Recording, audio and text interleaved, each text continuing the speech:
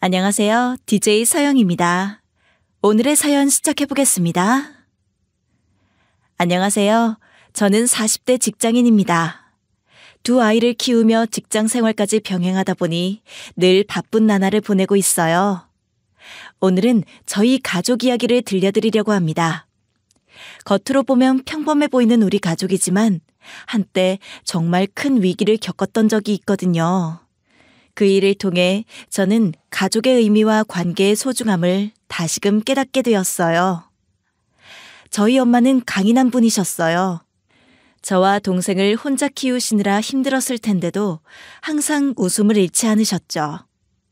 그런데 그 강인했던 엄마가 저희 올케를 처음 만났을 때 얼마나 기뻐하셨는지 아직도 기억이 납니다. 네 동생 참 좋은 사람 만나서 다행이다.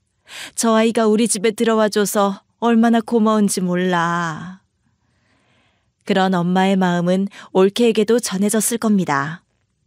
엄마와 올케는 결혼 전부터 가깝게 지냈어요.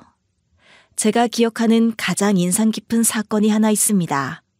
한 번은 올케가 회사에서 큰 실수를 해서 많이 힘들어했을 때였어요.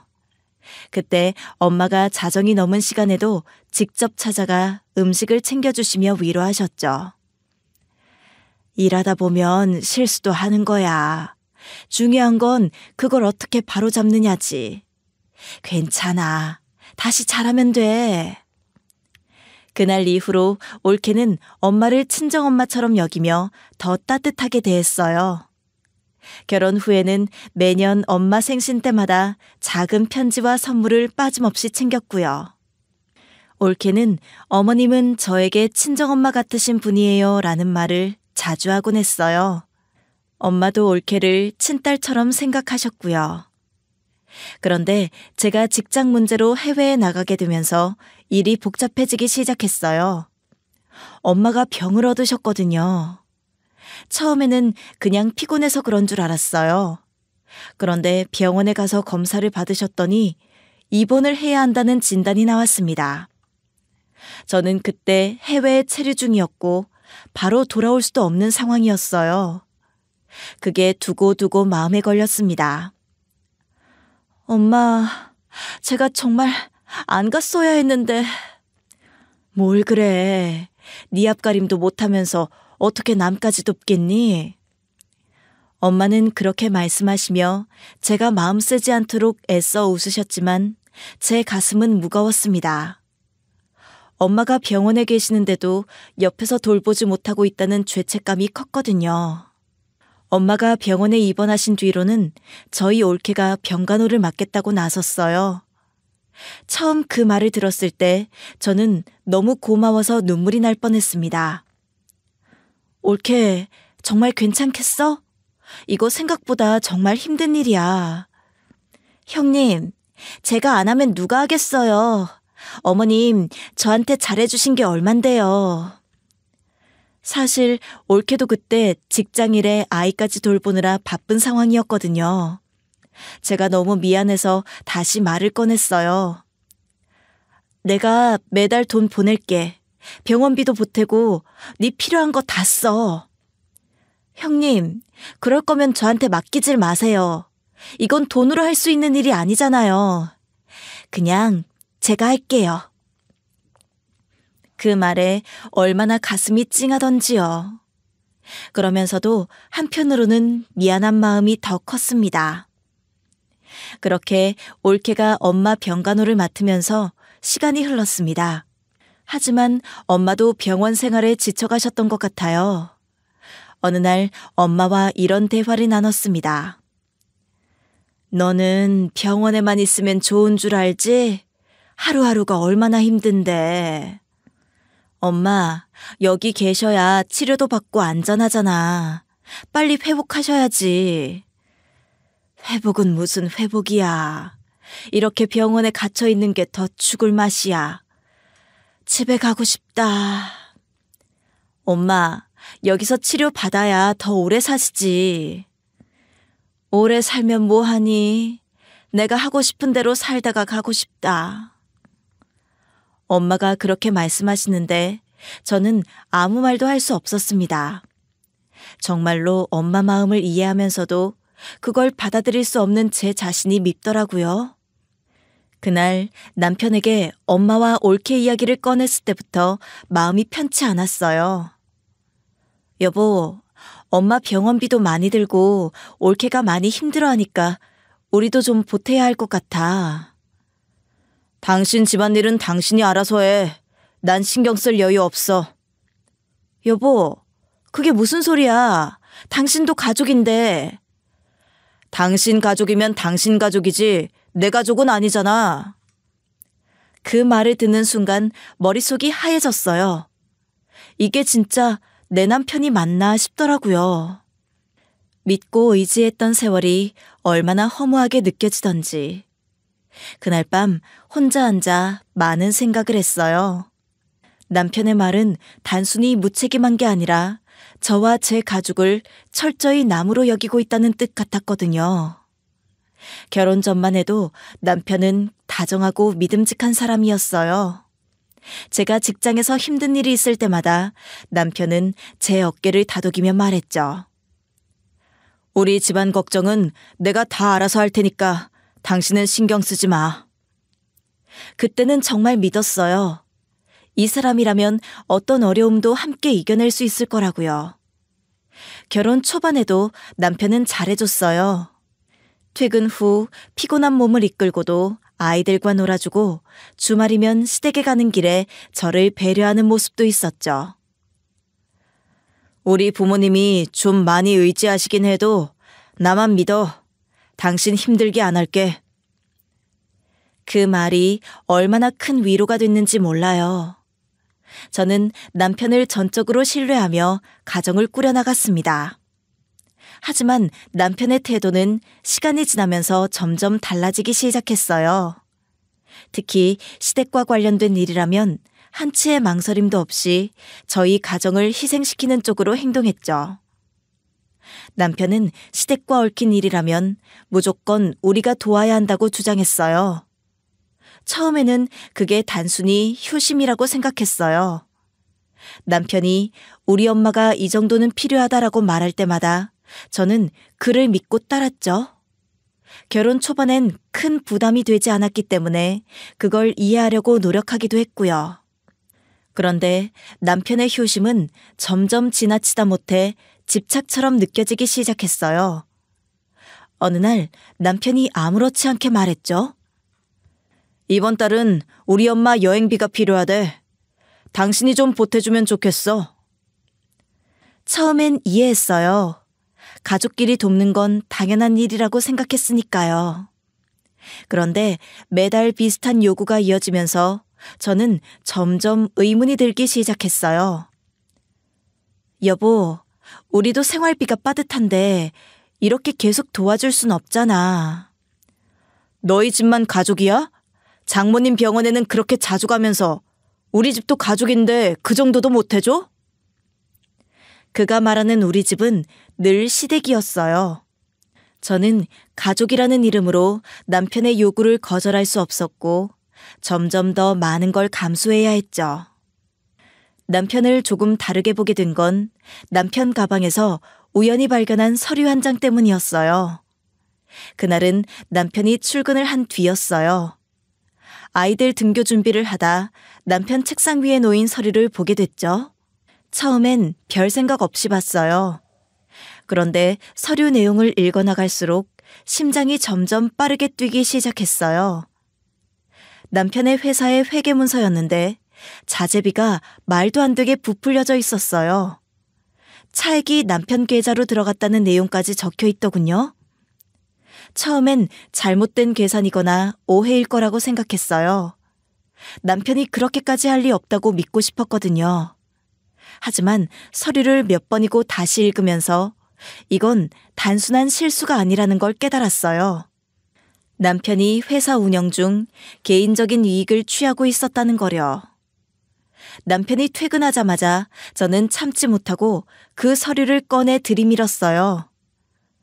이게 뭐야? 여기 적힌 게 사실이야? 남편은 순간 멈칫하더니 태연하게 대답했어요. 아, 그거? 회사 운영하다 보면 다들 하는 일이야. 너는 몰라서 그래. 그 말을 듣는 순간 가슴이 덜컥 내려앉았어요. 남편의 태도는 너무나 뻔뻔했고 저는 믿었던 사람이 완전히 낯설게 느껴졌습니다. 다들 한다고? 이건 명백히 잘못된 거잖아. 왜 이런 짓을 했어? 왜 유난이야? 가족을 위해서 한 일이야. 돈 들어가는 곳이 오죽 많냐? 당신이 날 좀 이해해줘야지. 그 말을 듣는 순간 남편과 저 사이에 넘을 수 없는 벽이 생긴 것 같았어요. 그는 잘못을 인정하기는커녕 오히려 자신의 행동을 정당화하려 했죠. 그날 이후 저는 남편이 단순히 변한 것이 아니라 처음부터 저를 속이고 있었다는 걸 깨달았어요. 남편의 행동은 단순한 실수가 아니라 그의 본성을 그대로 보여주는 일이었죠. 그러니 친정에 대한 이야기는 남편에게 더 이상 말하진 못했어요. 그래서 저는 해외 출장을 떠난 뒤에도 올케와는 자주 통화했습니다. 올케, 엄마는 좀 어떠셔? 많이 힘드셔?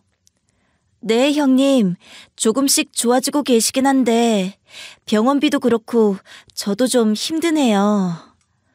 미안해, 올케. 내가 바로 갈 수가 없어서. 조금만 더 버텨줘. 내가 끝나자마자 갈게. 아니에요, 형님. 형님이 제 마음 써주시는 것만으로도 힘이 돼요. 올케는 늘 저를 안심시키려 했지만 통화할 때마다 그녀의 목소리에서 피곤함이 묻어났어요. 그러면서도 엄마를 향한 애정이 느껴졌죠. 그런 올케가 고맙기도 하고 미안하기도 했어요. 남편과 통화할 때도 친정엄마와 올케 이야기를 빼놓을 수 없었어요. 여보, 엄마는 좀 어떠셔? 올케가 많이 힘들어하진 않지? 당신도 참 웃겨. 해외에 있으면서 친정 얘기만 하고 시댁은 안 궁금해? 시댁 얘기야 당신이 잘 챙기고 있겠지. 내가 물어보는 게 뭐가 중요해. 당신도 며느리잖아. 친정만 가족이고 시댁은 남이야? 이런 얘기 듣는 것도 지친다 진짜. 남편이 친정 얘기를 꺼낼 때마다 느껴지던 그 무책임한 태도. 그 대화를 나눈 뒤로는 남편에게 더 이상 친정 관련 얘기를 하고 싶지 않더라고요. 그 무렵 시어머니에게서는 매일같이 문자가 왔어요. 너는 결혼하고도 이따위로 사니? 시댁에 관심도 없고 네 친정만 챙기는 게 말이 돼? 며느리라면 시댁 일부터 신경 써야지. 네가 그렇게 이기적이어도 되는 줄 알아? 처음엔 문자를 볼 때마다 화가 났지만 시간이 지나니 답을 해야 할 필요조차 없다는 생각이 들더군요. 그런데 몇 달이 지나면서 이상하게도 시어머니의 연락이 뚝 끊겼어요. 처음엔 무슨 일이 있나 싶었지만 솔직히 조용한 게 훨씬 편했죠. 나중에야 알게 된 사실이지만 그때부터 남편이 시댁에 돈을 보내기 시작했더라고요. 시어머니는 제게 잔소리할 이유가 사라졌던 거죠. 출장이 끝나고 엄마가 많이 좋아졌다는 소식을 들었을 땐 한결 마음이 가벼워졌어요. 올케가 그렇게 열심히 도와줬다는 얘기를 들으니 너무 고마웠어요. 그래서 귀국할 때 올케를 위한 작은 선물도 준비했죠. 귀국하자마자 병원으로 달려갔어요. 문을 열자마자 올케가 환한 미소로 저를 맞아줬어요. 형님 오셨어요? 해외에서 일하시느라 얼마나 고생 많으셨어요. 고생은 네가 했지. 엄마 돌보느라 힘들었을 텐데 진짜 고맙다. 올케는 늘 밝고 착했어요. 그런 올케가 참 고맙더라고요. 그런데 엄마는 달랐어요. 저를 보면서도 표정이 밝지 않았고 대화도 짧게 끝냈거든요. 엄마, 얼굴이 많이 좋아지셨네. 요즘 좀 괜찮으신 거죠? 뭐, 이게 다 너희 올케 덕이지. 며느리가 정말 고생했다. 엄마는 올케를 보며 미소를 짓고 따뜻한 말을 건넸지만 저에게는 무뚝뚝했어요. 너는 해외에서 편히 있다가 이제 온 거잖아. 너희 올케는 여기서 계속 힘들었고. 엄마 말이 틀린 건 아니었지만 저로서는 섭섭했어요. 제가 매달 돈을 보내며 도움을 주려고 했다는 걸 엄마는 모르는 걸까 싶었거든요. 며칠 뒤 엄마에게서 전화가 왔어요. 너는 100만 원씩 보내준다고 해놓고 갑자기 뚝 끊어버리면 어쩌냐? 갑자기 끊다니 무슨 소리야? 나 매달 보냈는데? 우리 며느리가 착해서 아무 말 없는 거지. 너는 돈 줄 자신 없으면 애초에 그런 말도 하지 말아야지. 내가 뭐가 돼? 엄마의 말을 듣고 머리가 어질어질했어요. 저는 한 달도 빠짐없이 남편을 통해 돈을 보냈다고 믿고 있었거든요. 엄마, 진짜 무슨 소리야? 나 매달 보냈어. 남편한테 맡겼고 그 돈 올케 통장으로 들어갔을 텐데? 아니야. 올케는 병원비며 간병비며 자기 돈으로 다 썼다고 하더라. 너희가 돈 보낸 적 없다고 했는데? 순간 가슴이 덜컥 내려앉았어요. 저는 매달 남편에게 100만 원씩 보내고 있었습니다. 처음에는 제가 직접 보내려고 했는데 남편이 나섰거든요. 당신이 신경 쓰지 말고 나한테 보내. 내가 50만 원 더 보태서 150씩 보낼게. 남편의 제안이 합리적으로 들렸고 저는 매달 꼬박꼬박 남편 계좌로 돈을 보냈어요. 그런데 올케가 못 받았다는 엄마의 말에 상황이 심상치 않다는 걸 느꼈습니다. 황급히 올케에게 전화를 걸었어요. 올케야, 내가 매달 보낸 돈 잘 쓰고 있는 거 맞아? 형님, 사실은 처음에 한두 달만 들어오고 그 뒤로는 한 푼도 못 받았어요. 뭐라고? 그게 무슨 말이야? 남편이 보낸다고 했는데? 네 통장 기록 좀 확인해 볼래? 형님, 정말이에요. 통장에는 처음 2번 빼고는 입금된 게 없어요. 믿기지가 않았어요. 남편이 보낸다고 한 돈이 어디로 갔는지, 왜 올케에게 전달되지 않았는지 이해할 수 없었어요. 집에 돌아오자마자 남편에게 따졌습니다. 내가 보낸 돈 올케한테 갔어? 아니면 네가 중간에서 뭘 한 거야? 갑자기 왜 그래? 처남댁이 뭐라고 하길래 그래? 뭐라고 하긴. 한 푼도 못 받았대잖아. 네가 보낸다고 했는데 돈 다 어디 갔어? 아, 그거? 내가 보니까 장모님 상태도 괜찮아지신 것 같고 처남댁도 별말 없길래 그냥 그만뒀지. 뭐 그렇게 난리야? 뭐? 그래서 네가 그 돈을 어디에 썼는데? 그 돈이 어디 있겠어? 우리 엄마한테 드렸지. 당신 며느리라며. 그동안 우리 본가에는 용돈도 안 줬으니 드린 거야. 그 말을 듣고 숨이 막힐 것 같았어요. 그 돈은 엄마 병간호하라고 보낸 돈이야. 네가 어떻게 그런 식으로 써버릴 수 있어? 그게 뭐가 문제야. 어차피 우리 돈인데. 내가 부모님한테 드리면 안 돼? 우리 돈이 아니라 내 돈이야. 내가 번 돈이고 엄마 간호하라고 보낸 돈이야. 참 유난도 떤다. 그 돈 가지고 뭐 그렇게 난리야? 유난? 네가 엄마 병간호 비용을 네 부모님 용돈으로 돌린 게 유난이 아니야? 그건 배신이고 도둑질이야. 됐다. 네가 그렇게 예민하면 내가 어떻게 살아? 그냥 그만 좀 해. 나도 피곤하다. 남편의 태도에 말문이 막혔습니다. 돈을 멋대로 썼다는 것도 충격적이었지만 그런 상황에서 반성은커녕 뻔뻔하게 구는 모습에 실망이 컸어요. 바로 통장 내역을 확인했는데 제가 남편에게 보낸 돈은 모두 시댁 통장으로 입금돼 있었습니다. 남편은 그 돈을 며느리 용돈이라며 시어머니에게 전부 드렸더군요. 며칠 뒤 시댁에 직접 찾아갔습니다. 시어머니의 반응은 더 가관이었어요. 어머님, 혹시 남편이 드린 돈 잘 받고 계세요? 그럼 잘 받고 있지. 그 돈이 없었으면 어찌 살았겠니? 그 돈은 엄마 병간호를 위해 보낸 돈이었어요. 어떻게 이걸 아무렇지도 않게 쓰실 수 있죠? 네 남편이 부모 잘 챙기는 게 뭐가 나빠? 그리고 너희 친정엄마도 이제 괜찮다며. 괜찮다니요? 아직 병원에 계세요. 그 돈이 없어서 올케가 병원비를 다 감당했단 말이에요. 그건 네가 알아서 하랬잖아. 내가 무슨 상관이니? 그 자리에서 더 말을 이어가는 건 의미가 없다고 느꼈습니다. 집으로 돌아와 올케에게 그동안 얼마나 힘들었는지 물었어요. 올케, 그동안 왜 나한테 얘기 안 했어? 나 돈이 잘 전달된 줄 알았는데. 형님 바쁘신 거 알았으니까요. 괜히 말씀드리면 형님 마음만 더 불편할 것 같았어요. 솔직히 처음엔 괜찮았어요. 어머님 돌보는 건 당연한 일이니까요. 그런데 병원비랑 생활비가 점점 부담스러워지더라고요. 그렇게 혼자 감당하려고 하지 마.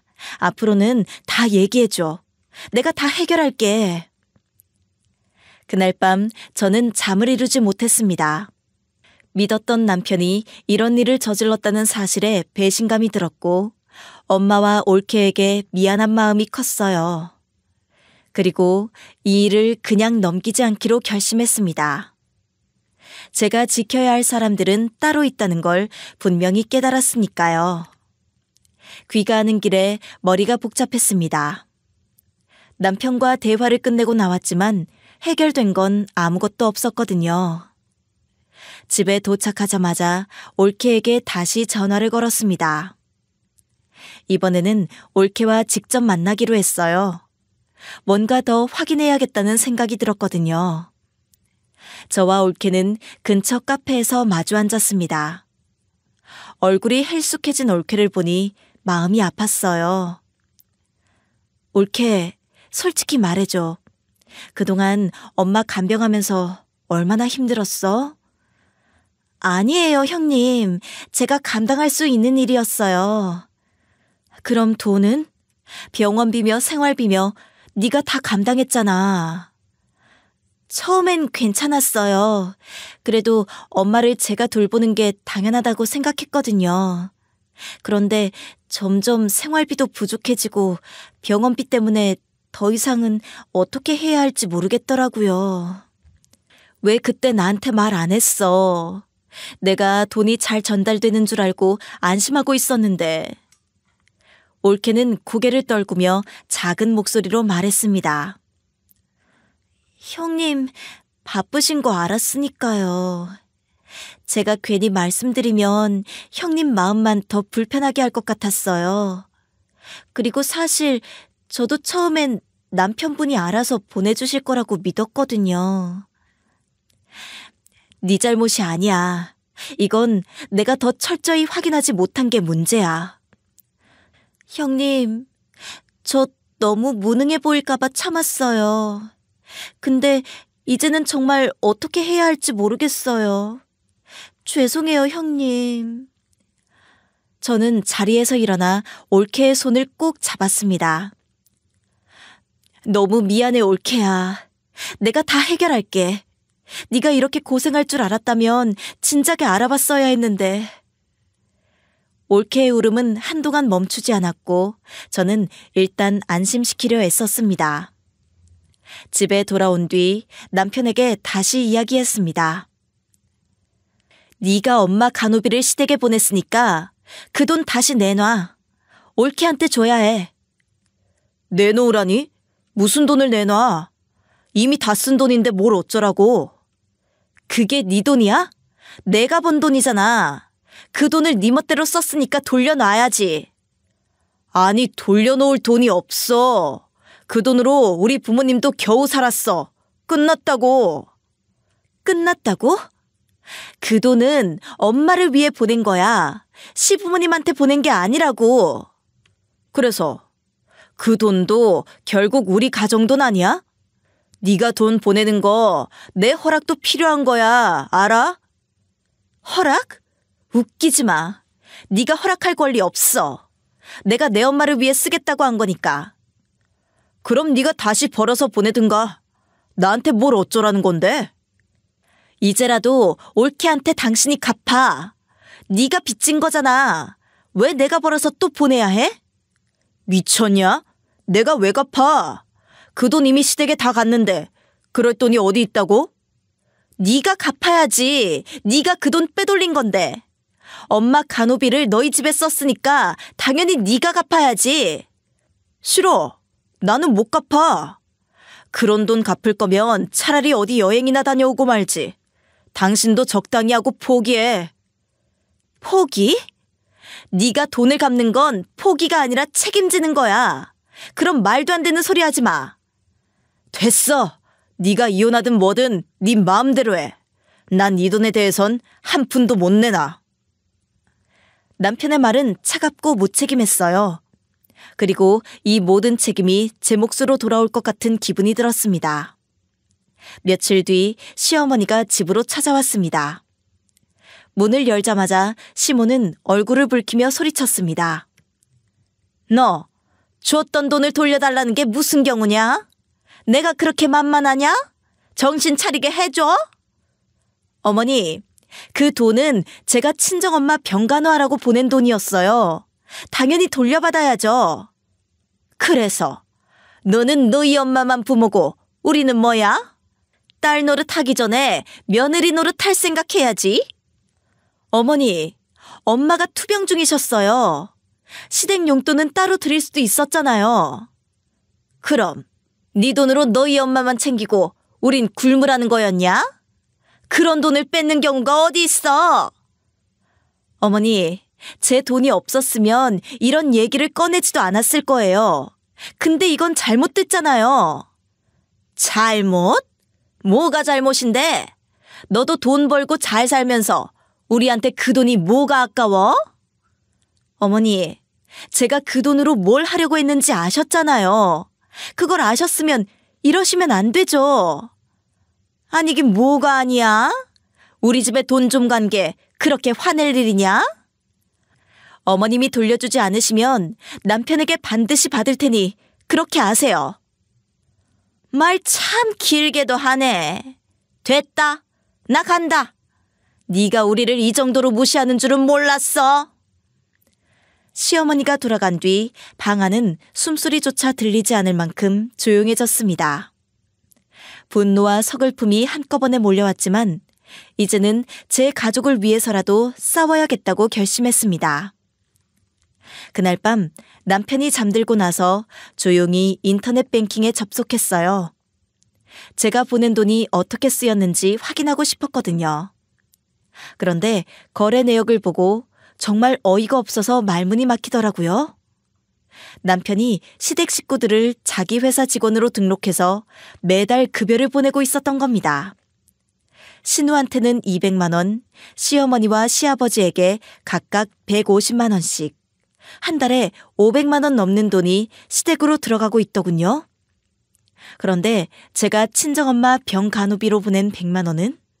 그 돈은 올케한테 가지도 않았고 남편은 그걸 회사 계좌로 돌려 썼더라고요. 화가 나서 밤새 잠을 이룰 수 없었어요. 엄마 병간호비를 떼먹으면서 시댁에는 그렇게 퍼준 게 너무 어이가 없었거든요. 모든 정이 떨어지는 순간이었죠. 이제 이 사람과는 끝이라고 생각했어요. 이혼을 결심했지만 그냥 조용히 끝낼 생각은 없었어요. 남편이 저지른 모든 일을 밝혀서 반드시 대가를 치르게 해야겠다고 마음먹었습니다. 다음 날 아침 남편에게 따져 물었어요. 내가 보낸 돈 당신 회사 계좌로 들어간 거 맞지? 이게 뭐야? 갑자기 그건 왜 물어? 네가 그걸 어떻게 알았어? 알면 안 돼? 당신이 내 돈을 멋대로 회사 계좌로 빼돌렸잖아. 아니, 회사 사정이 좀 안 좋아서 잠깐 썼어. 그런 거 가지고 유난 떨지 마. 유난? 엄마 간호비로 보낸 돈을 회사에 썼는데 그게 유난이야? 당신이 지금 하는 말이 말이 돼?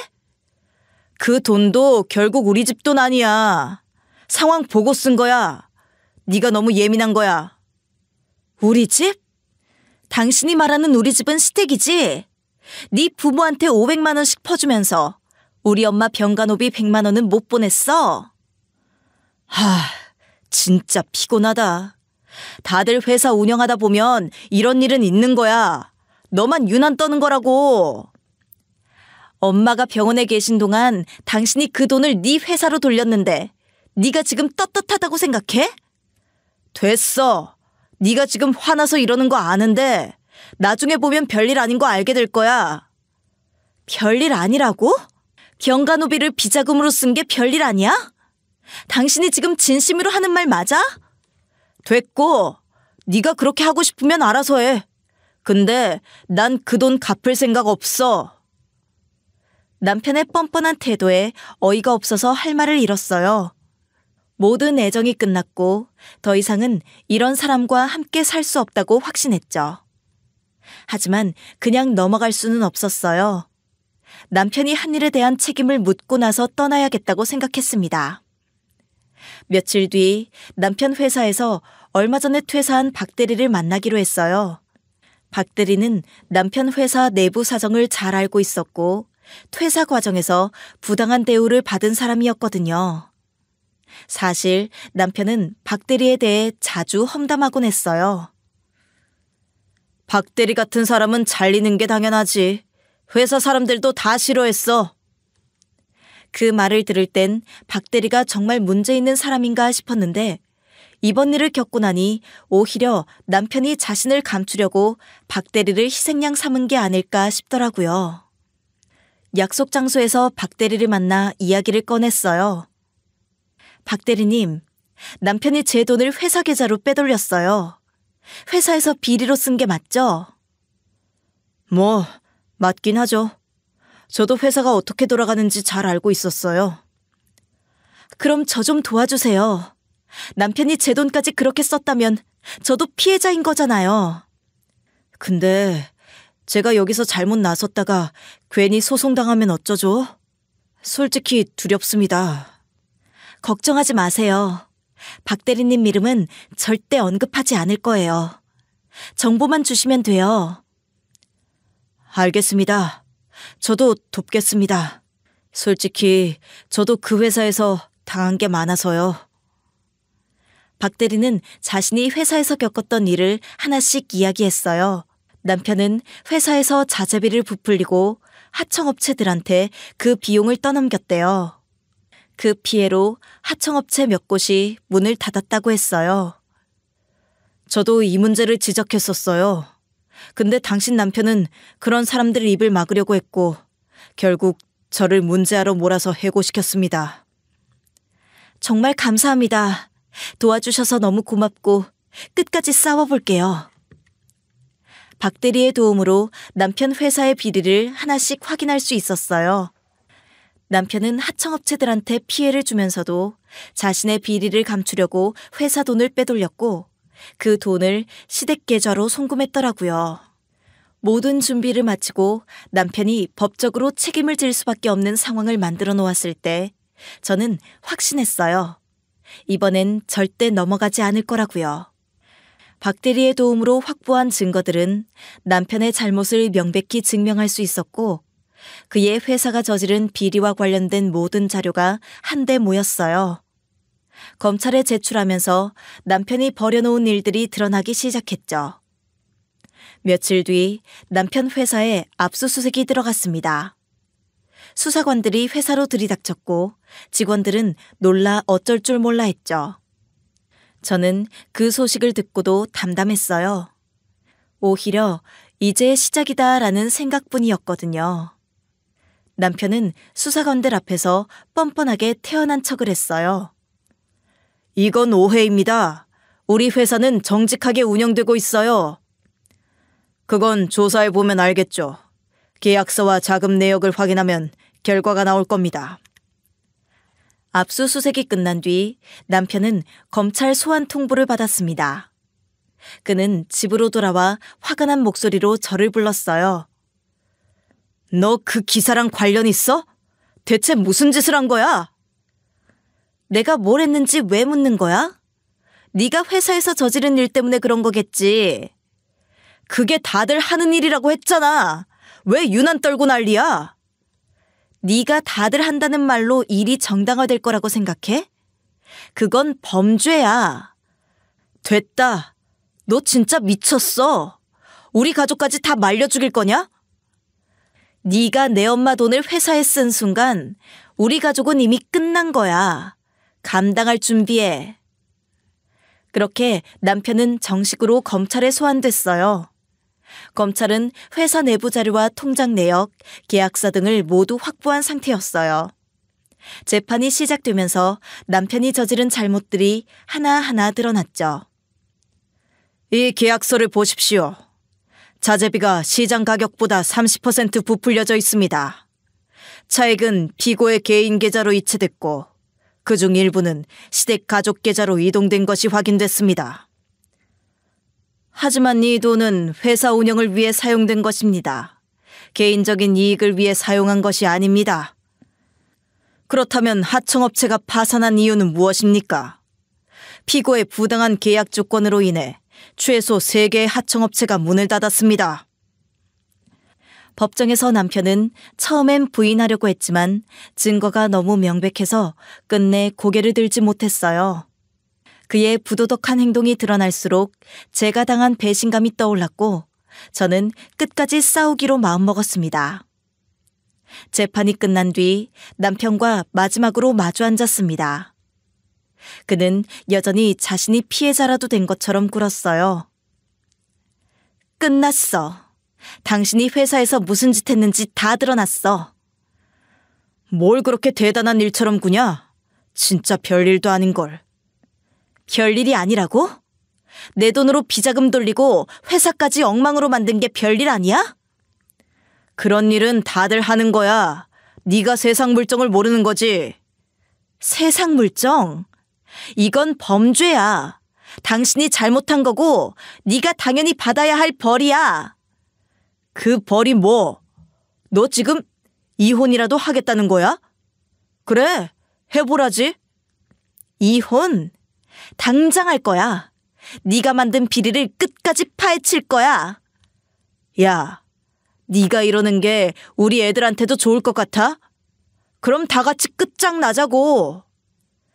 당신이 내 돈을 회사에 쓴 순간 가족이고 뭐고 이미 끝난 거야. 이제 네가 벌어질 일 다 감당해. 남편은 더 이상 아무 말도 하지 못했어요. 그제야 자신이 저지른 일의 무게를 조금은 깨달았겠죠. 남편의 회사는 순식간에 무너졌어요.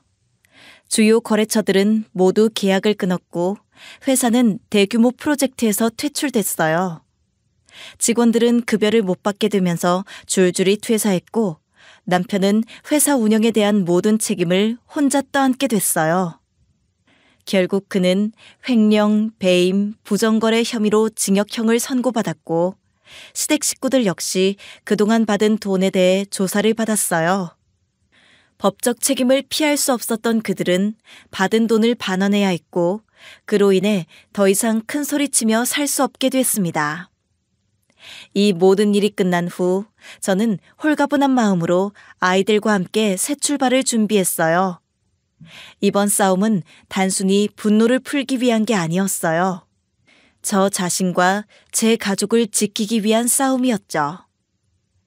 이제 과거를 돌아보며 후회하는 대신 앞으로를 생각하며 새로운 길을 걷기로 했습니다. 제가 받은 상처가 크긴 했지만 이번 일을 통해 저는 더 강해질 수 있었어요. 제게 남은 건 두 아이와 함께할 밝은 미래뿐이라는 걸 깨닫게 됐습니다. 남편이 법정에서 징역형을 선고받고 교도소에 들어간 지 몇 달이 지났습니다. 한때 동네에서 성공한 사업가로 자랑하던 그는 이제 완전히 몰락한 상태였어요. 회사는 이미 파산했고 시댁 식구들도 그동안 부당하게 받아왔던 돈 때문에 조사를 받으면서 힘든 시간을 보내고 있었습니다. 남편은 자신이 지은 죄로 인해 모든 걸 잃었지만 끝까지 자신의 잘못을 진심으로 인정하지 않았어요. 어느 날 교도소에 있던 남편에게서 면회 요청이 왔습니다. 사실 더 이상 그를 볼 필요도 없고 보고 싶은 마음도 없었지만 마지막으로 이 모든 일을 정리하고 싶었어요. 그렇게 저는 남편과 마지막 대화를 나누기 위해 면회실로 갔습니다. 남편은 삭발을 한 채 누군가에게 부탁하듯 한눈에 보아도 지쳐 보였습니다. 진짜 이렇게까지 했어야 했냐? 네가 날 이렇게 완전히 망가뜨려야 했냐고. 내가 널 망가뜨렸다고? 망가진 건 네 손으로 망친 거지. 내가 왜 네 탓을 들어야 해? 내가 잘못한 건 맞아. 근데 이렇게 다 무너뜨릴 필요는 없었잖아. 필요 없었어? 그럼 뭐, 내가 네 죄 다 덮어주고 그냥 넘어갔었어야 했어? 난 네가 이 정도로 나를 몰아붙일 줄은 몰랐다. 그래도 부부였는데. 부부? 부부라는 사람이 이렇게 뒷돈을 챙기고 엄마 간호비를 빼돌려? 너 진짜 그걸 몰라? 그래, 난 그 돈이 그렇게까지 중요한 줄 몰랐다. 잘못했어. 근데 진짜 이렇게까지 중요한 줄 몰랐다고? 엄마가 그 돈으로 마지막 시간을 편히 보냈어야 했어. 그걸 네가 다 뺏어갔잖아. 알아. 다 내 잘못이다. 근데 이제 나 어떡하냐? 갈 데도 없고 뭐 해먹고 살지도 모르겠어. 그걸 이제 와서 나한테 묻는 거야? 왜 네가 만든 결과를 나한테 해결하라고 해? 나랑은 끝났어. 남편은 아무 말도 하지 못했어요. 저는 뒤돌아보지 않고 면회실을 나왔습니다.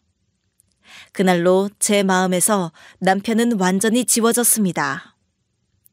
그 후로 남편은 교도소에서 보내는 시간이 전부였습니다. 시댁 식구들도 여전히 법적 절차를 밟으며 이전과는 비교할 수 없을 정도로 어려운 삶을 살고 있다고 들었어요. 그들 모두가 남편과 함께 만들어낸 일의 결과를 그대로 받아들일 수밖에 없었죠. 사건이 마무리된 뒤 저는 올케와 다시 만났습니다.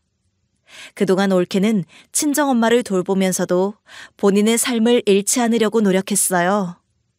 사건이 끝난 후 올케는 본인의 꿈이었던 작은 카페를 열기로 결심했어요. 카페를 열기 위해 올케는 은행 대출을 알아보던 중이었어요. 엄마와 저는 그런 올케를 돕고 싶었고 5천만 원씩 보태주기로 했습니다. 네가 이렇게까지 엄마를 위해 헌신했는데 우리가 도와주는 건 당연하지. 형님, 너무 감사합니다. 진짜 제 꿈이 이루어질 것 같아요. 올케는 하나씩 준비를 해나갔고 얼마 지나지 않아 작은 카페가 문을 열었어요. 카페는 동네 주민들 사이에서 소문난 아늑한 공간으로 자리 잡았어요. 커피 향기 가득한 그곳에서 올케는 사람들과 밝은 미소로 이야기를 나누며 하루하루를 보내고 있었습니다. 형님, 정말 너무 고생 많으셨어요. 제가 뭐라고, 정말 감사드려요. 네가 뭐라고라니. 네가 없었으면 우리 엄마가 지금처럼 건강을 되찾지 못하셨을 거야. 형님, 저도 형님이 계셔서 진짜 든든했어요. 이제는 걱정 없이 서로 믿고 지내요. 그래, 우리 이제 정말 힘든 일 다 끝났으니까 앞으로는 좋은 일만 있자. 네가 너무 고맙다. 형님, 저도 정말 사랑합니다. 이젠 어머님도 더 건강해지실 거예요. 올케와의 대화는 항상 진심이 오갔고 저는 그런 올케가 정말 고마웠습니다. 엄마는 많이 회복하셨어요. 가끔씩 산책도 하시고 집 근처 올케의 카페에서 동네 분들과 차를 마시며 시간을 보내세요. 웃으며 지내시는 엄마를 보니 저도 마음이 한결 가벼워졌어요. 저는 아이들과 함께 살고 있어요. 아이들은 학교 생활을 잘 적응하며 건강하게 지내고 있고 저는 다시 다니던 직장에서 열심히 일하며 저만의 삶을 이어가고 있어요. 남편과의 모든 일이 끝나고 나서야 저는 비로소 홀가분함을 느낄 수 있었습니다. 끝없이 이어질 것 같았던 혼란 속에서 벗어나 제게 정말 소중한 것들이 무엇인지 다시 돌아볼 수 있었어요. 어느 날 올케와 함께 카페에서 커피를 마시며 이야기를 나누는데 문득 이런 생각이 들었습니다. 내가 이 힘든 시간을 지나온 건 이 사람들 덕분이었구나. 올케는 여전히 밝고 착했어요. 힘든 일이 있을 때마다 기댈 수 있었던 그 따뜻함이 없었다면 저는 아마 모든 일을 버텨내지 못했을 겁니다. 형님, 우리 이제 정말 괜찮아질 거예요. 어머님도 건강해지셨고 형님도 새 출발하셨잖아요. 그래, 맞아. 정말 고마워, 올케야. 네가 없었으면 나는 아무것도 못했을 거야. 저야말로 형님이 계셔서 버틸 수 있었죠. 형님이 저를 믿어주시니까요. 우리는 한참을 웃으며 이런저런 이야기를 나눴습니다. 그동안의 아픔을 이겨낸 우리는 앞으로의 시간은 더 나아질 것이라는 확신을 공유하고 있었어요. 아이들과의 시간도 소중하게 느껴졌습니다. 그날 저녁 아이들과 함께 저녁을 먹으며 이런 대화를 나눴어요. 엄마가 앞으로는 우리랑 더 많은 시간을 보낼 거야. 너희랑 여행도 가고 재미있는 일도 많이 해볼 거다. 진짜? 엄마 바쁘다고 항상 못 간다면서. 진짜지. 약속할게. 이제 엄마도 너희랑 시간을 더 많이 보낼 거야. 그럼 이번에 놀이공원 가자. 친구들이 다 갔다 왔대. 좋아. 놀이공원도 가고 맛있는 것도 많이 먹으러 가자. 아이들의 환한 웃음을 보며 저는 제가 선택한 길이 옳았다는 걸 다시금 느꼈습니다. 더 이상 남편의 그늘 속에서 살아가는 게 아니라 제 삶을 제 손으로 만들어갈 수 있다는 자신감이 생겼거든요. 엄마도 점점 더 건강해지셨습니다. 아침마다 동네 공원을 산책하시는 모습은 예전보다 훨씬 생기 있어 보였어요. 우리 올케 덕에 이렇게 좋아진 거야. 나는 정말 복 많은 사람이다. 엄마, 이제는 그런 말씀 그만하세요. 엄마가 이렇게 회복하신 게 우리 모두한테 제일 큰 행복이에요. 그래도 네가 힘들었을 텐데 엄마가 너무 많이 의지한 거 아니냐? 엄마, 그런 말 하지 마세요. 제가 엄마를 위해 뭘 해드려도 부족한데요? 엄마와 올케, 그리고 아이들. 이 사람들이 바로 제가 앞으로 지켜야 할 전부라는 걸 확실히 알게 되었습니다. 그리고 저는 새로운 계획도 세우기 시작했어요. 그동안 멀리했던 취미 생활도 다시 시작하고 언젠가 꼭 하고 싶었던 공부도 준비 중입니다. 삶은 아직 끝나지 않았으니까 지금부터라도 하고 싶은 걸 해보자. 제게는 이제야 처음으로 스스로를 위한 시간이 생겼습니다. 이제 저는 제 삶에 더 이상 남에게 의존하지 않고 제 스스로 만들어가기로 결심했습니다. 그리고 그 과정에서 올케와 아이들, 엄마와 함께 행복한 순간을 더 많이 만들어갈 거예요. 가끔은 그날의 고통스러운 기억이 떠오를 때도 있겠지만 저는 앞으로의 삶에서 더 빛나는 순간들을 찾아내리라 믿습니다. 그게 바로 제게 남은 숙제이자 희망이니까요. 제 이야기가 누군가에게 작은 위로가 되었으면 좋겠습니다. 그리고 지금 이 순간 여러분의 삶에서 정말로 소중한 것들을 돌아보는 기회가 되길 바랍니다. 이제 제 삶은 새로운 시작을 맞았습니다. 아이들과 손을 잡고 나아갈 이 길이 평탄치만은 않겠지만 그 길 끝엔 분명히 더 밝은 미래가 기다리고 있을 거라 확신합니다. 제 이야기를 들어주셔서 감사합니다. 모두 행복한 하루 보내세요. 감사합니다.